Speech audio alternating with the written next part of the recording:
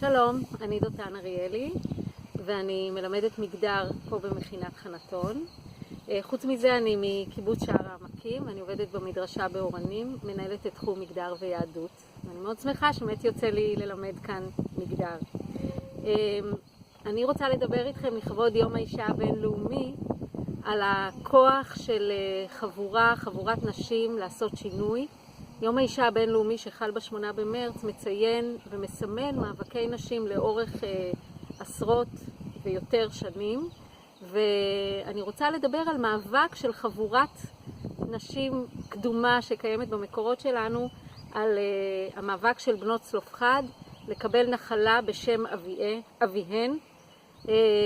המאבק שלהן למען צדק, ואני מצטטת, הסיפור הזה מופיע בספר במדבר בפרק כ"ז, ואני מצטטת מתוך הפסוקים. ותקרבנה בנות צלופחד בן חפר, בן גלעד, בן מחיר, בן מנשה, למשפחות מנשה בן יוסף, ואלה שמות בנותיו, מחלה, נועה וחוגלה, ומילכה ותרצה.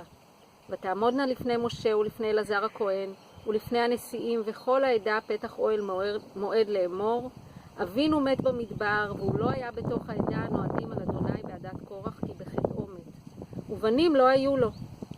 ואז הן בעצם באות למשה ואומרות לו, למה יגרש שם אבינו מתוך משפחתו? כי אין לו בן. תנה לנו אחוזה בתוך אחי אבינו. ובאמת חמש הבנות האלה ששמן מופיע פה בסיפור, אגב הוא יופיע עוד פעמיים, שזה באמת מאוד נדיר, 5 נשים שהשם שלהם מופיע. באות ומבקשות ממשה את הצדק שמגיע להן. המדרש מאוד אוהב את הרעיון של החבורה הזאת, ובספרי, במדרש של ספרי במדבר נאמר, ואלה שמות בנותיו, מחלה, נועה וחוגלה ומילכה ותרצה. ואז המדרש אומר, כל הקודם במקרא, כלומר בדרך כלל מי ששמה נאמר ראשונה, קודם במעשה, כלומר מי הייתה המנהיגה? המדרש שואל, האם הייתה להם מנהיגה מתוך 5?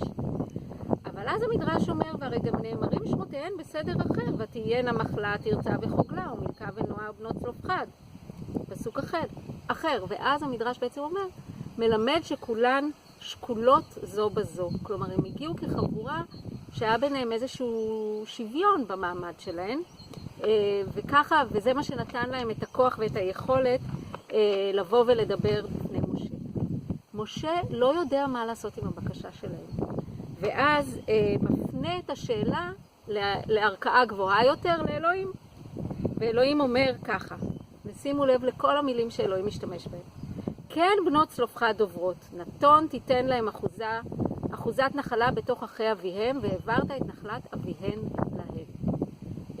אלוהים משתמש במילה כן בנות צלופחד דוברות. אלוהים מאשר את הטענה של הבנות, ואגב, אחר כך הוא ממשיך ואומר שזה כבר הופך להיות חוק כללי.